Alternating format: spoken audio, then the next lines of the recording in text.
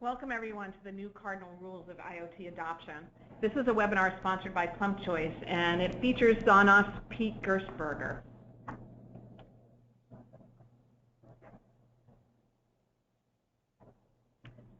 I'm your host, Karen McPhillips. Over the next 45 minutes, you'll get a behind-the-scenes look at how brands can succeed in the smart home segment of the Internet of Things. Just one quick aside, though smart homes are focused today, the concepts and the considerations and information we'll share generally apply to the other segments of the IoT. So here's what we'll address. We'll address helping consumers avoid stumbling blocks before and at point of purchase, applying the 4 cardinal rules for increasing product adoption, impacting revenue with specialized comprehensive tech support services, expanding lifetime value, and unplugging from existing strategies that are limiting IoT success today. Let's take a look at our agenda for the next that we'll have for the next 43 minutes or so. Most of our time, as I'm sure you've hoped, will be devoted to the fireside chat with Pete and the 4 cardinal rules segments of the webinar. Pete and I will have a conversation for roughly the first half of the webinar, and I'll introduce him a little more formally in a moment.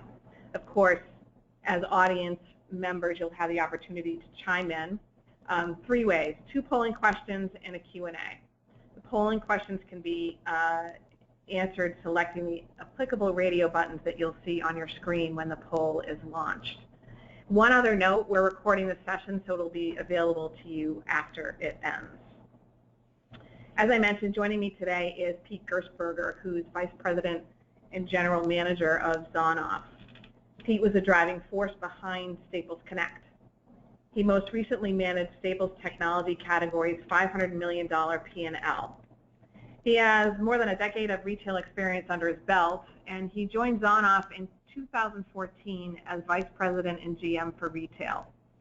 At ZONOFF, he spearheads the curation of new retail partnerships, and he also designs and manages the implementation and scaled rollout of custom home automation offerings at retail.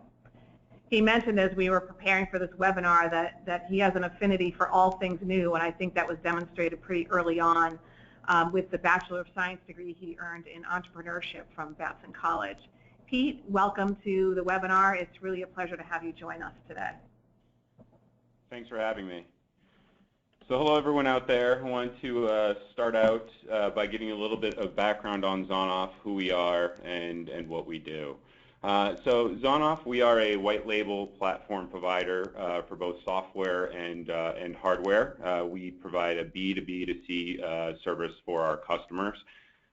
We have folks here in the building who are experts on wireless mesh networks, and we offer full service technology platforms, and we are protocol and device agnostic. Really, we want to work and play with everyone to offer end users the most holistic experience possible.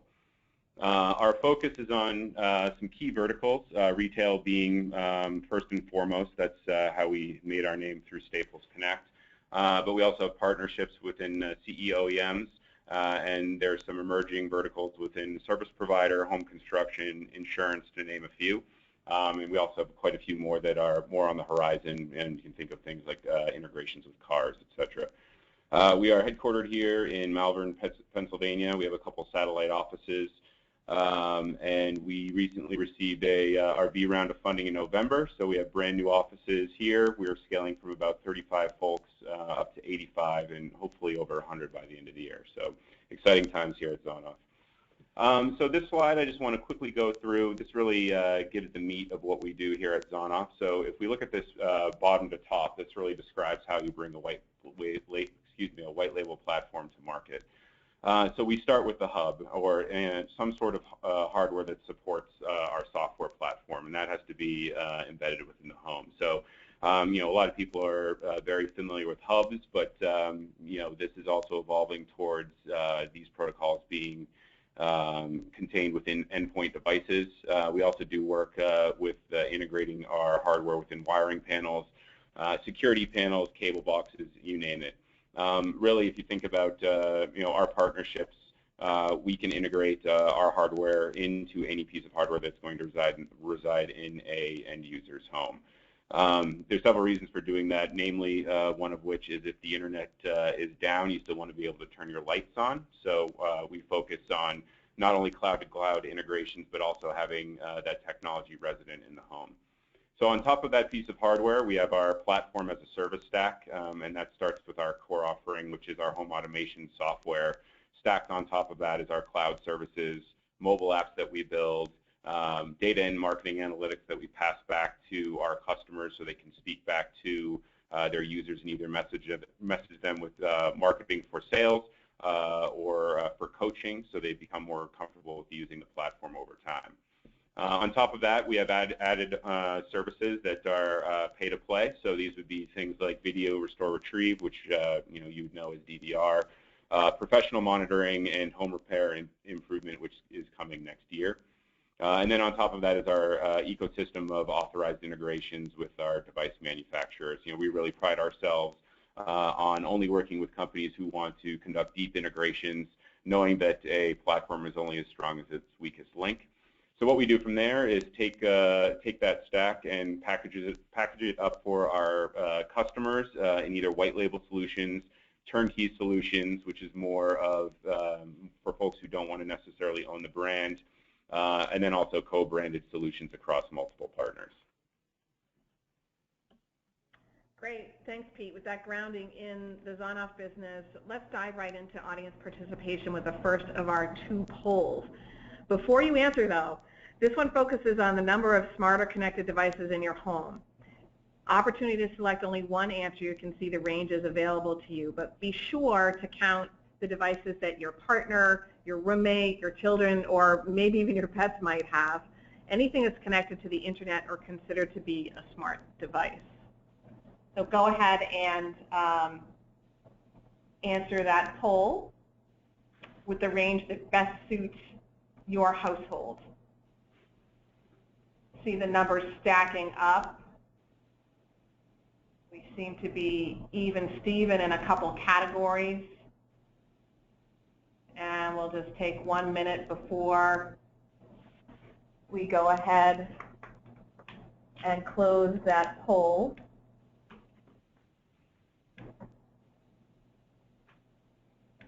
Okay. And the results say about 40% of this audience has 10 or more connected devices in the home. That's 10 or more of a bunch of people who are using some number of the 3 to 4 billion connected devices in use today. And that number is expected to grow to more than 20 billion. Now, in comparison, perhaps we are an early adopter group. The most recent Parks Associates numbers indicate that on average there are 7 smart or connected devices in the household. So a little bit perhaps of an earlier adoption, advanced usage, all which is appropriate to what we're about to talk to next. So on to the conversation. Pete, how has the smart home segment of the IoT changed the consumer ecosystem? Sure. No, that's a great question. So, I think quite simply, it has made it a lot more complex. If we look at the evolution of this market over time, we're moving away from an environment where we're relying on these big brands to deliver new technologies to us. It's really turned Internet of Things and allowed everyday entrepreneurs to create new products for customers. So all they needed to really do is take a basic product, add a wireless protocol, build an app, and they can integrate it into a larger company's API, and they're really off to the races. So what this is doing is allowing consumers to address these one-off pain points that might not be a focal or a long-distance roadmap item for, let's just say, the larger consumer electronics manufacturers. I would say it also adds a lot of different pain points for these customers to actually manage all of these products. I know we're going to talk a little bit later about that, but you have a lot of concerns about security and reliability when it's not being brought to you by these big brands. So, but what this is doing and what we're excited about is it's really speeding that pace of innovation for these secondary and tertiary products where innovation is often ignored. So, with that in mind, I would say that it's changed the consumer ecosystem by introducing this hybrid approach of both, mainstream and one-off devices that are all interoperable for consumers.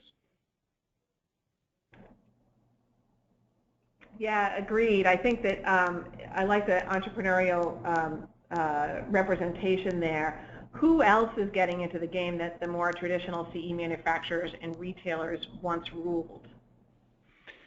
Yeah, I think it links back to the verticals that we target here at ZONOFF too. But in addition to those entrepreneurs and startups, we're seeing, insurance companies, builder, utility markets, even banks and healthcare providers. They're all trying to tie their services into hardware, and all that requires a platform to manage.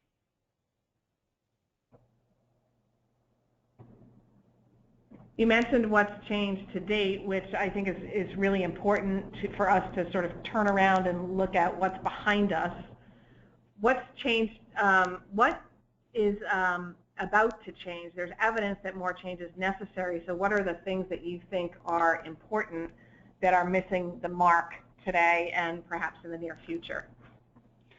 Yeah, so I think that goes back to the fact that you have a lot of entrepreneurs and startups and non-typical verticals, non-typical from being involved in technology when I say that, getting into this. So, there needs to be a focus on security. This has been talked about a lot. We want to avoid hacks. Your platform's really only going to be strong as your weakest link or your weakest integration. But also reliability is another big piece here. So, the example I love to use is lights. What's one of the easiest and cheapest ways to get into the space, and you can guarantee that if, let's just say, you only have a cloud-to-cloud integration for lights, there's going to be some relative latency, and any everyday consumer is probably going to put that product right back in the box if their lights have a delay to turn on. So I think reliability is a big piece there. And I think the third piece is really around scalability, and this is both from scaling on product hardware, but also understanding what you're biting off when you're developing an app, trying to attempt to integrate into other companies' APIs. There's just a lot there, and I think sometimes it's underestimated on how difficult it is to stand up a piece of software that is part of a interoperable solution. We hear, the Plum Choice team hears a similar drumbeat in the market. Security is a big discussion point, reliability, and then the scalability. All must be addressed in some way, shape, or form, whether it's the entrepreneur entering the market or the large, well-established brand. One of the other things we hear directly from retailers and other resellers is that current selling models are sort of falling short of the brand's expectations and also the consumer's expectations. So why do you think today's selling models are not working? Yeah, I think it's become a lot harder to sell technology overall because these things no longer serve one purpose.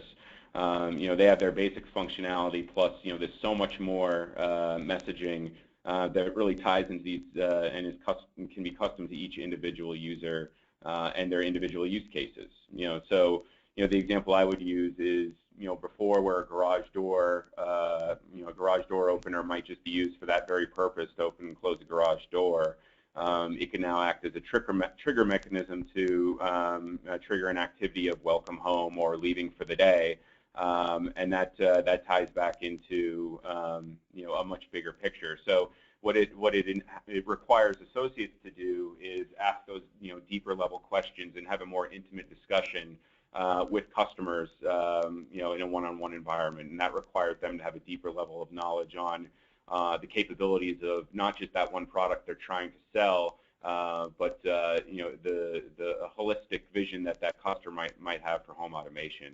So I think it'll be a struggle for big box retailers to get there. When I think about an assisted sale environment that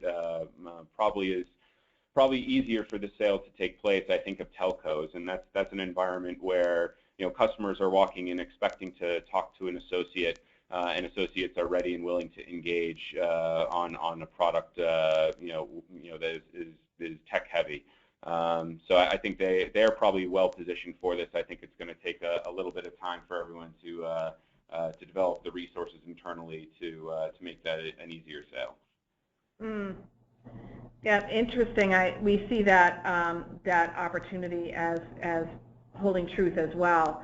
The other things to consider are the ever-present consumer expectations, meaning that the customer wants choice.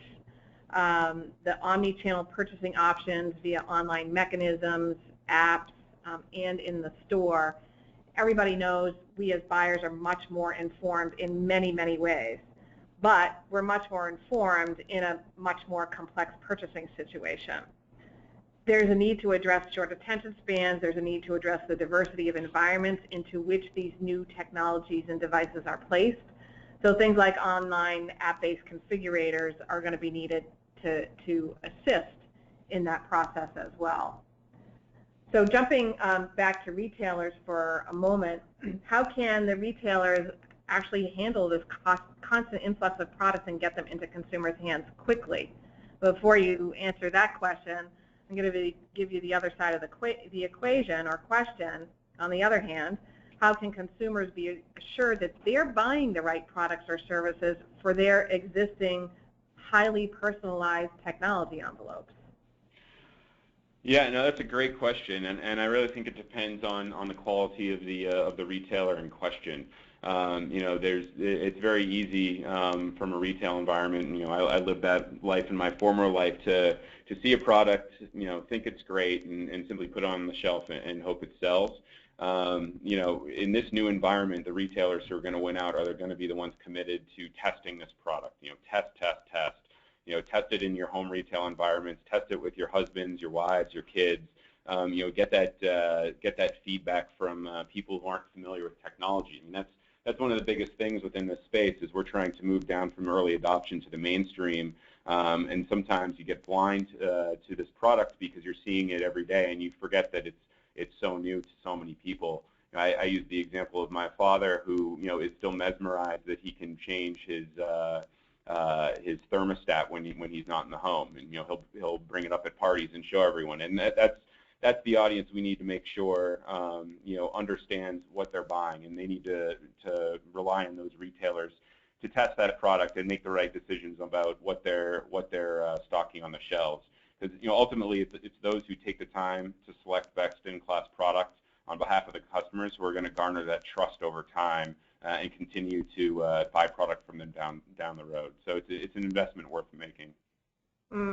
Definitely agree. The example of your father is interesting. I also think that happens in what I'll call the less mature segments as well.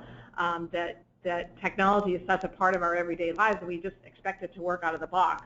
And when you go ahead and drop that into this environment that already has maybe 10 or more connected devices, it makes it difficult to ensure interoperability. So I couldn't agree more that garnering the trust of the customer is what's really going to drive the linkages and the deep relationships and the monetization. I talked a little while ago about turning around and looking behind us. One of the things that we've taken a look at is how our technology has evolved over time. Many would say that on average, we as humans are barely beyond the first generation of really curating our personal technology environments. And these environments or envelopes that we're curating are largely being assembled piece by piece. Why is it so important for the ecosystem to consider today? Yeah, so it's another good question. So I think products used to really function as standalone and have their individual functions, as I mentioned. But in this IoT world, consumers have an expectation that all their products, really regardless of the brand, will A, want to, and B, be able to all work and play together. So I think of, here's an example. Think of a customer who wants to use a SmartThings system platform to control their LG washing machine. From a customer brand preference and expectations perspective, they're not really always going to sync with the reality of the business issues behind the scene. So that puts retailers in a position to really try to help govern those relationships. So I think, in addition to that, it probably also puts platform providers like ZONOFF in a difficult position to try to manage these cross-vendor relationships in the name of interoperability and really try to help get them to play together. The added complexity here comes from integrating these multiple standards within a platform and ensuring that it is truly future-proof as new ones emerge. So, the great examples here would be HomeKit and Weave. And our job here is to make sure that all those new and future standards work within an existing platform so customers can buy with confidence. And I'd say, the last piece would probably be around customer support. When you have so many devices working together, it's really difficult to track down where the problem is derived from. The most successful retailers and distributors are going to be those who own that service piece on behalf of the customers. And that means not constantly transferring customers' calls, but actually owning it until the issue is resolved. And what that can ultimately do is open up new service opportunities that can be monetized.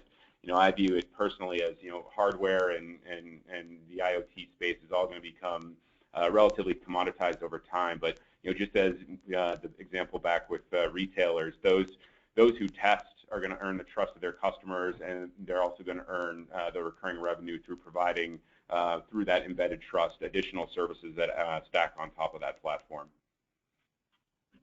So I think what I heard is, yes, there's complexity. Yes, there's difficulty in getting there, whether you're a hardware, software, platform provider.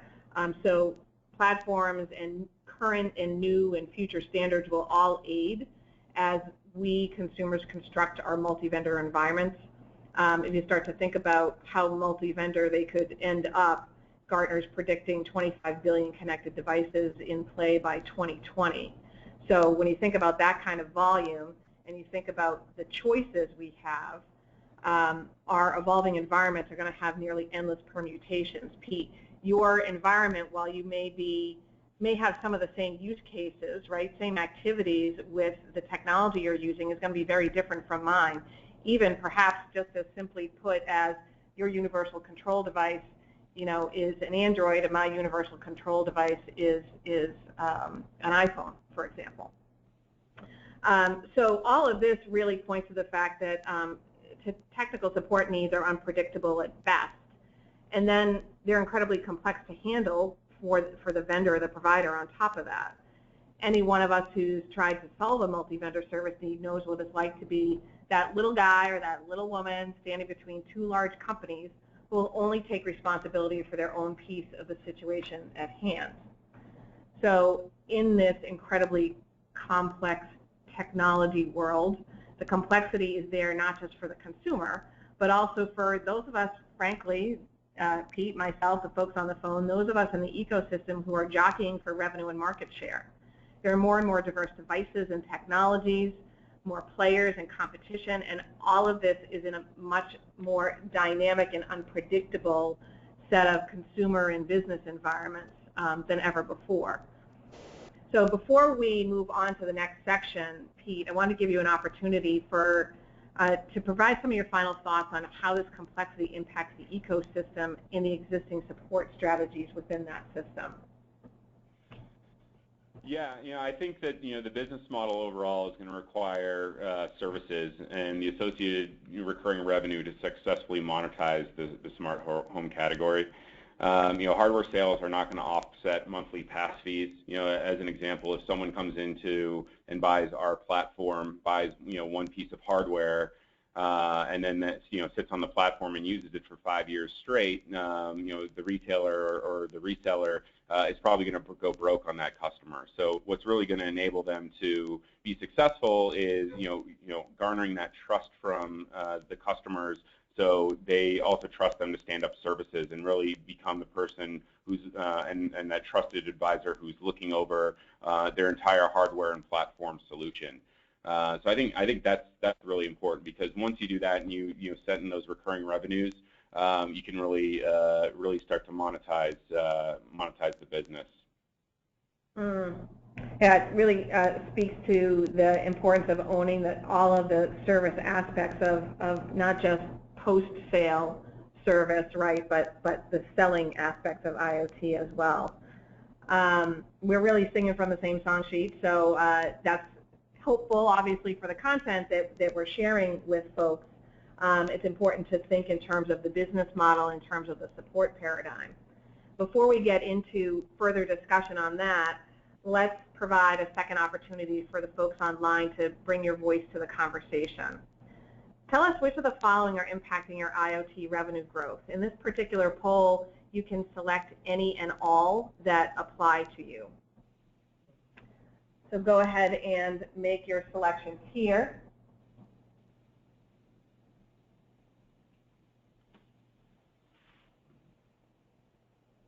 I see some answers coming in.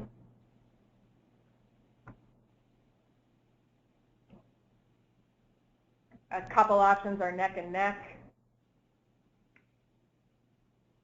We'll give it just another couple of seconds.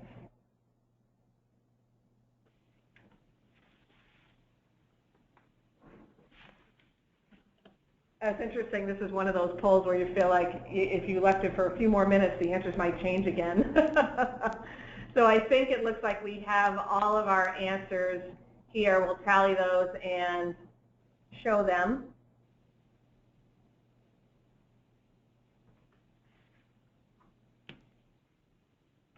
And our polling results indicate that the majority of folks are seeing multi-vendor technology environment as a big risk to revenue, alongside sales conversion, and brands and product differentiation are just below the sales conversion.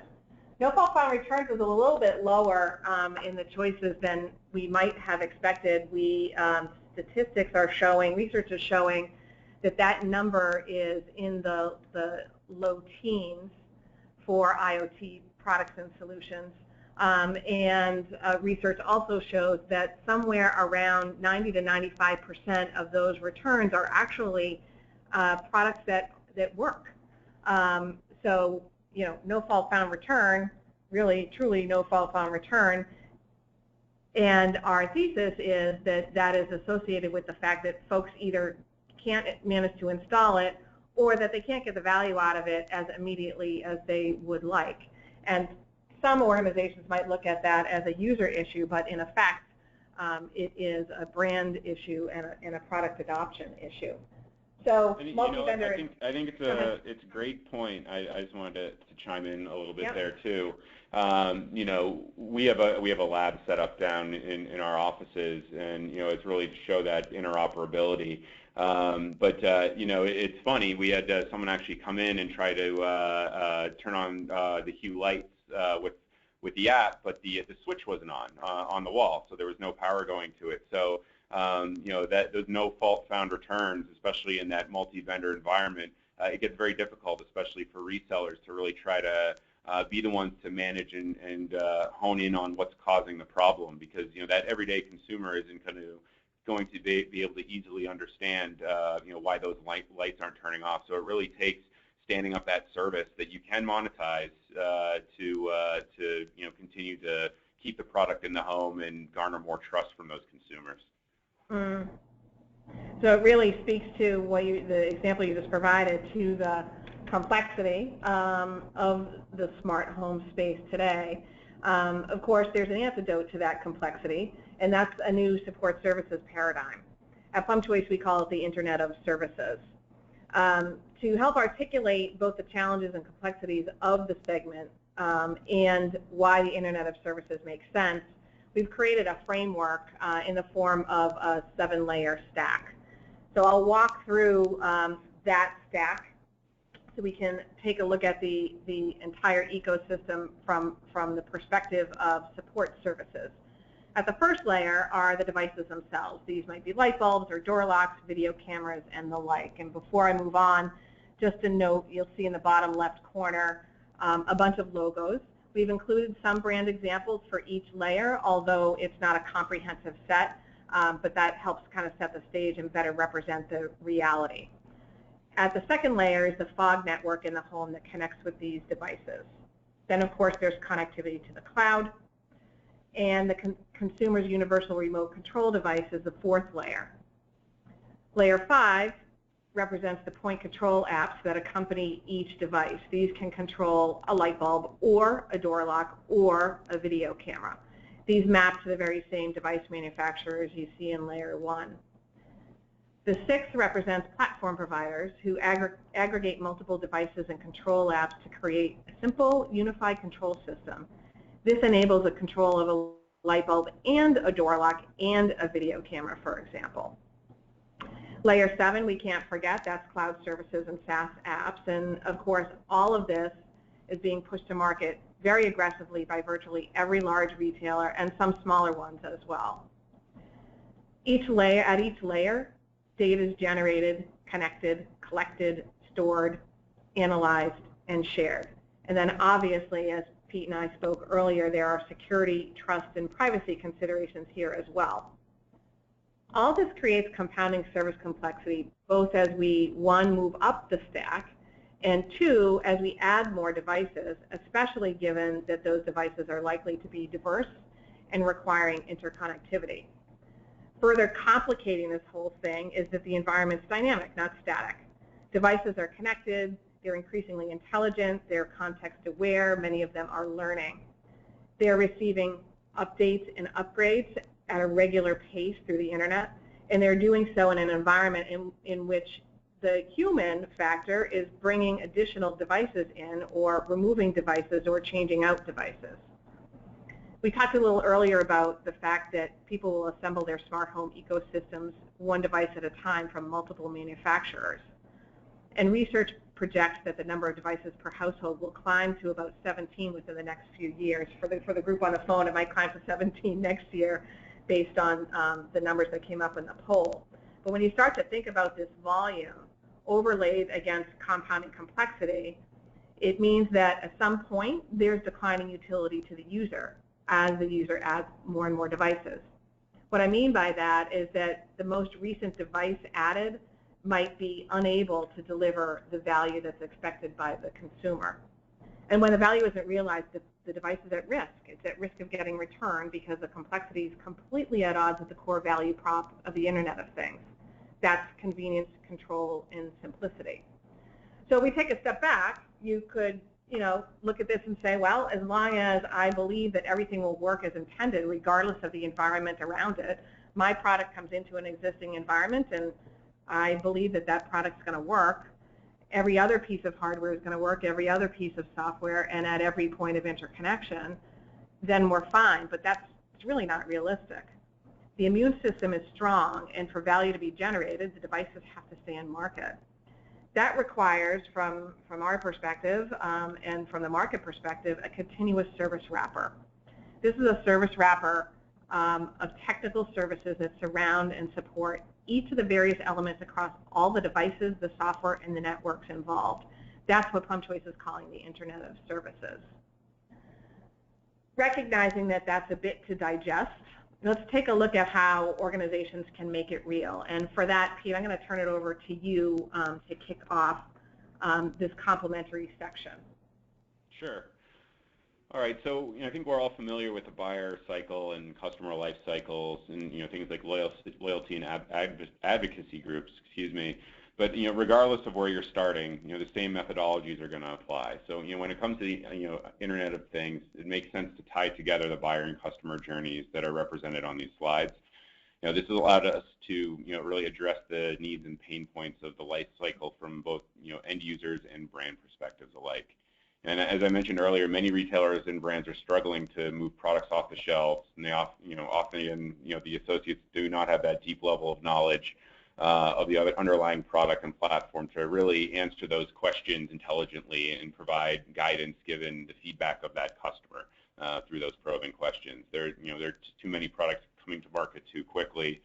So what do you do with your customer? Many organizations struggle when engaging customers up front.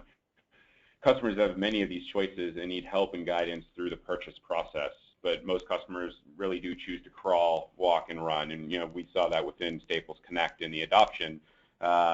People usually started with 1 to 2 products to solve an initial pain point, and then over time, as they got comfortable, bought additional products. They buy a door lock as an example or a thermostat to start. They're going to use that. They get comfortable, and they start to buy additional components and set up more complicated activities over time. So without appropriately engaging and assisting the customer through the bullying process, end users experience way too many choices and complexity. They're confused about what to do next, what to buy, and that leads to a negative reaction overall. And the brands find that the app downloads are initially promising, but there's no sales to back those up. But when sales do convert, it's much less desirable ARPUs and size of basket that they were expecting to begin with, and overall it just leads to a pretty poor customer experience. when you add the right kinds of support services to that mix in the pre-purchase phases of the buying cycle, you not only alleviate the foundational pain points, but you also create a greater likelihood of converting the sale through a positive customer experience, effectively enabling the buyer to have a good experience and the brand to achieve the outcomes that are expected, which is conversion to sale. Yeah, and now you're talking about that sales conversion zone, and with smart sales models and tools, you can really close that deal. And you can make that make the sale stick. So, here's some of the risks once that sale is clinched from an end user perspective. They have that frustration in getting initially up and running in the product. They don't know where to start. They might not be super happy with the out-of-box experience and return the product. Or there could be an unrealized value to the product itself. They expect to be up and running sooner. Are they going to get value for their investment that they just shelled out? Or they just feel like they're working without a net with no support. From a brand perspective, you get back to that no fault found returns. You have lower adoption rates of your products. You have a poorer customer experience. And you have that negative brand association that can go along with that. But most providers, OEMs, retailers, ISPs, they figured out the value of that installation. I'm personally a very big believer in installation, or at least assisted installation myself. But what we're talking about here is taking things beyond that traditional norm to ensure the customer is actually using the device or technology effectively before installation and activation and are considered complete. Right, so really what you're saying is the scope of installation gets a little bit broadened, and it's broadened in a way that ensures the end user can use the product within their existing environment, creating a win for the consumer, the customer, and a win for the brand. It means that the user is immediately receiving value while the brand minimizes returns and churn, and that the user is really on a true route to adoption, meaning that the technology, device, or solution is becoming part of the connected life of that user and their household. Yeah, and it's funny because the device you're using to install a lot of these products are in the palm of your hand itself. So one of the areas I love to think about is how do we tie in from a service perspective things like FaceTime. So you can actually, walk a customer through a pre-sale environment where, saying, okay, what do I want to buy in each of these rooms? What are the kind of activities that I could set up across these multiple brands that I'm purchasing? Or, simply to say, hey, I'm stuck on step 2 of this installation, and you have that person right then and there with you to walk you through it. So I'm a big proponent of that piece. But anyway, as the lifestyle progresses, the customer is likely to encounter a technical problem or a feature or function he or she needs assistance with, just as what I described with the pre-sale. There might be an increased utility they've heard from a friend, but they can't quite get the hang of it. If you don't have that customer support, their customer is going to get frustrated. You're going to start to see that negative feedback, either on the reviews on your website or through social media.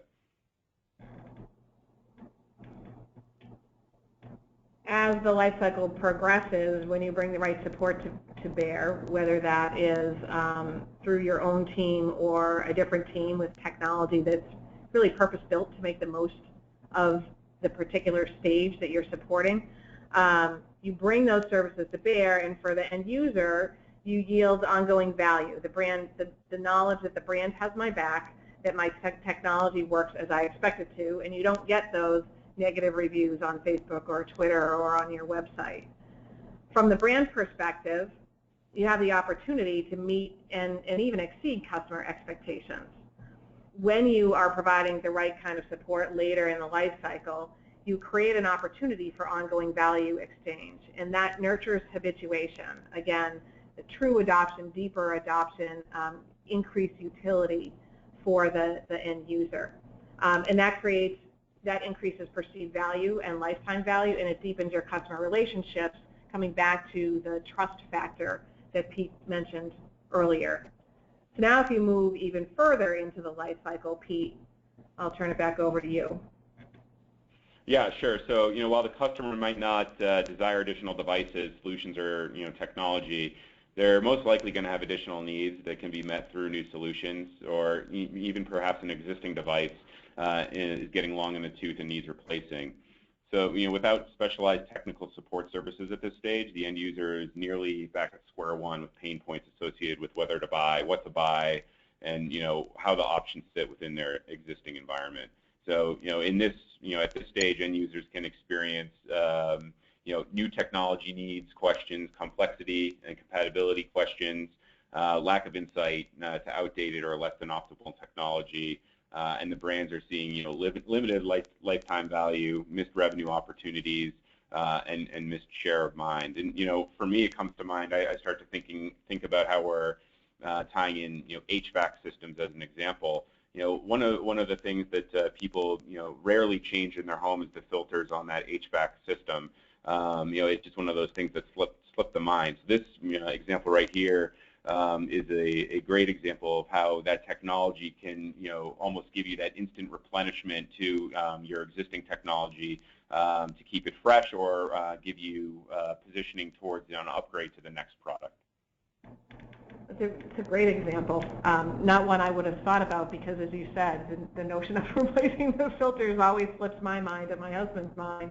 But in this later life cycle stage, support services are similar to the pre-purchase assistance, right? As you'd expect. They're just enabled a little differently. They're enabled through cross-sell and upsell activities and help the end user feel that the brand has their back while creating confidence on the part of the end user for their personal technology environment. On the brand side of the equation, there's increased perceived value. There's a broadening and deepening of the customer relationship. There's a positive impact on revenue because there's potentially more to monetize here, and that creates greater lifetime value. So I'm going to take a couple of moments really to tie together the 7-layer stack that we talked about and the end-to-end life cycle. If you place those things alongside one another, you can really see that the compounding complexity of the IoT is evident for both the customer and for any of the brands in the ecosystem. Based on the information that Pete and I just shared, simplifying this complexity can come as a result of a services wrapper.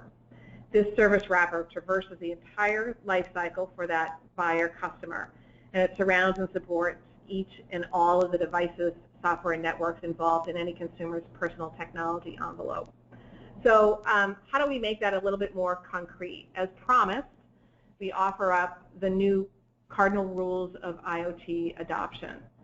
So those 4 rules: 1, reduce the confusion and uncertainty in the buying process, and some of that involves what Pete talked about earlier in terms of the retailer or resellers testing what's coming in and understanding how folks like your partner or your children or your best friend or your parents react to those technologies, those devices. It also means evolving your sales model to include expertise that's easy to access, that delivers the kind of technical guidance before the sale that begins to lay a foundation of trust. Cardinal rule number 2, minimize the risk of returns, although most of the folks on this call indicated that no fault found returns are not at the top of their list. There's an opportunity in market today to expand installation services to guide customers beyond the threshold of initial use. So not a, I go in your house, I install, and I walk away, not a, I work with you, sort of a do-it-with-me model, if you will, you using your smart device, I may be on the phone or on chat with you to walk you through that, but taking it a bit further. How much training? Where is the interconnectivity? Where is the testing for interoperability? Rule number 3 is enable adoption through a better customer experience. It sounds logical, right? But what that entails is, or what that includes, is transforming your support paradigm, ensuring that your customers can be successful with your product or solution as part of their existing tech environment. And that means that rule number 4 comes into play, expanding lifetime value via a services wrapper, wrapping brand-agnostic support services around the customer, not around your product, to provide an ongoing value exchange. So as we start to think about all the information we shared here, you know, complexity certainly comes to mind. It's the thematic thread, if you will, throughout what Pete and I discussed today. The fact is that we live in a world where technology permeates nearly everything we do. So one little tiny change, either to your product or solution, or to someone else's that is a product or solution that's in your customer's technology environment, that one tiny little change can make a customer's life miserable or better. When we think about the IoT's promise of convenience, control, and simplicity, we know that if you're going to deliver on the promise, you've got to address the needs. And many of those needs in our world are technical needs for technical assistance, not just when things are broken, and not just in the traditional kinds of installation, but throughout the buyer and customer life cycle. So where do you go from here? The first step is really identifying the greatest gap for your IoT product in that life cycle of the buyer turned customer.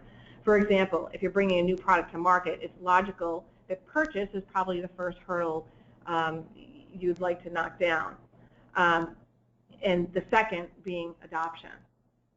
Maybe it's time to consider that the first hurdle and the second hurdle are really one, to ensure that you don't lose the sale after the sale. The next steps are to identify the experiences for the customer and the target outcomes that are both desirable and logical for your business, and then take a look at your execution options. For example, should you leverage existing resources or establish a specialized team? Should you consider whether the appropriate resources really are internal or whether an outsourced model is required so that you have the agility, the rapid time to market, and the focused purpose-built skills and technology available to accomplish what you need?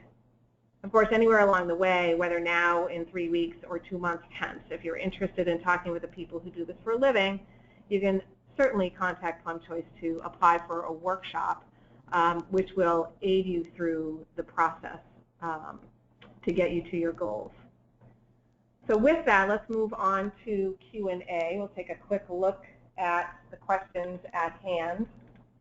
Hey, Karen, just to add to the summary there, you Sure. know, for me, you know, one of the most important things is that this category can't be set it and forget it. It can't be that traditional retail category that you put on a shelf, you sell it, and you kind of wipe your hands clean of it. You really need to commit to this category in a much bigger way in order to be successful and garner that trust we talked about earlier.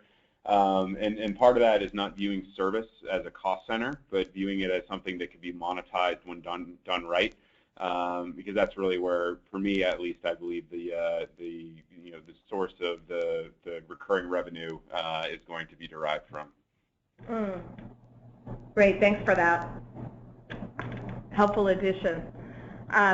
We do, Pete, have the first question in. I'll direct it to you.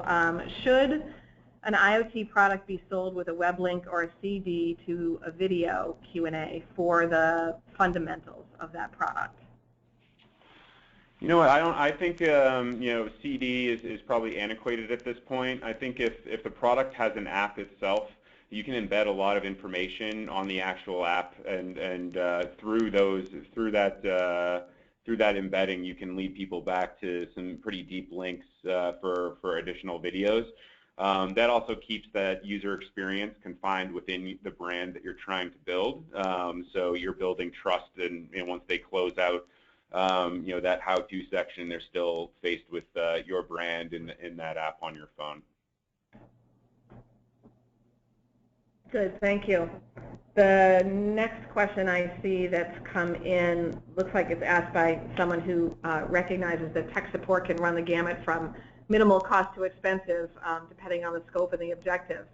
So the question is, how do I offset the cost of providing technical support, especially in consideration of things like supporting the pre-purchase process?